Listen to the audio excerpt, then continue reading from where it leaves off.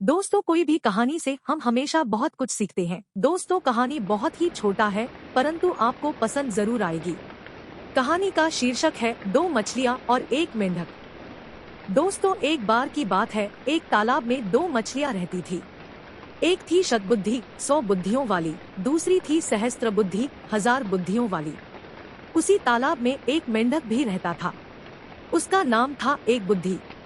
उसके पास एक ही बुद्धि थी, इसलिए उसे बुद्धि पर अभिमान नहीं था। शतबुद्धि और सहस्त्र बुद्धि को अपनी चतुराई पर बड़ा अभिमान था। एक दिन संध्या समय तीनों तालाब के किनारे बातचीत कर रहे थे। उसी समय उन्होंने देखा कि कुछ मछियारे हाथों में जाल लेकर वहां आए। उनके जाल में बहुत सी मछलियां फंस कर तड़प रही थी। तालाब के किनारे आकर मछियारे आपस में बात करने लगे। एक ने कहा, इस तालाब में खूब मछलियां हैं, पानी भी कम है, कल हम यहाँ आकर मछलियाँ पकड़ेंगे। सबने उसकी बात का समर्थन किया। कल सुबह वहाँ आने का निश्चय करके मछियारे चले गए। उनके जाने के बाद सब मछलियों ने सभा की। सभी चिंतित थे कि क्या किया जाए। सबकी चिंता का उपहास करते हुए सहस्त्रबुद्धि ने कहा, डरो मत, दुनिया में सभी दुर्जनों के मन की बात पूरी होने लगे तो संसार में किसी का रहना कठिन हो जाए। सांपों और दुष्टों के अभिप्राय कभी पूरे नहीं होते, इसीलिए संसार बना हुआ है। किसी के कथन मात्र से डरना पुरुषों का काम नहीं है। प्रथम तो वह यहाँ आएंगे ही नहीं, यदि आ भी गए तो मैं अपनी बुद्धि के प्रभाव से सबकी रक्षा कर लूंगी।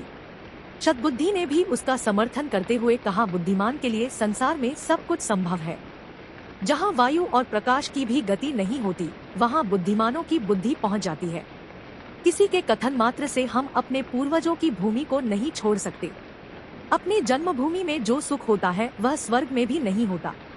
भगवान ने हमें बुद्धि दी है, भय से भागने के लिए नहीं, बल्कि भय का युक्तिपूर्वक सामना करने के लिए।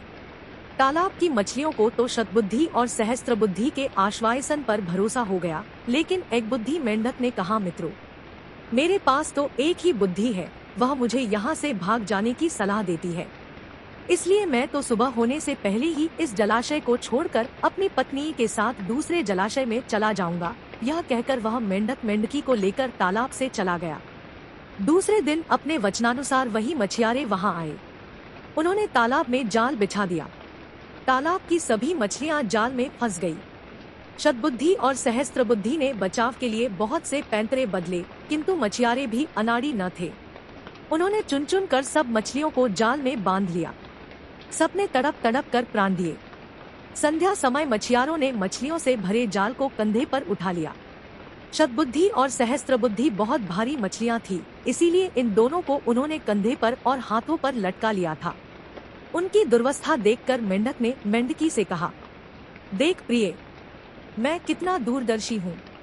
जिस समय शतबुद्धि कंधों पर और सहस्त्र बुद्धि हाथों में लटकी जा रही है, उस समय में एक बुद्धि इस छोटे से जलाशय के निर्मल जल में सानंद विहार कर रहा हूँ।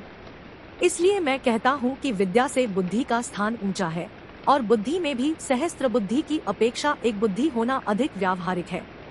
सीख, विद्या से बुद्धि का स्थान ऊंचा है, और बुद्धि में भी सहस्त्र बुद्धि की अपेक्षा एक बुद्धि होना अधिक व्यावहारिक है।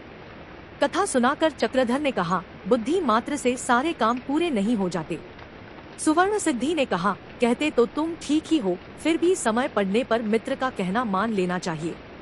तुम उस समय विद्या के अभिमान और लोभ के कारण नहीं माने और संकट में फंस गए। मित्र का कहना न मानने पर वही हाल होता है जो सियार का कहना न मानने पर गधे का हुआ था। चक्रधर ने पूछा, वह कैसे? सुवर्ण सिद्धि बताने लगा। तो दोस्तों, दो मछलियाँ और एक मेंढक कहानी आपको कैसी लगी? अपने विचार कमेंट बॉक्स के जरिए हम तक अवश्य पहुंचाएं। और ऐसे ही बिल्कुल नई सी रोचक कहानियों के लिए हमारे चैनल को भी सब्सक्राइब कीजिए। धन्यवाद दोस्तों।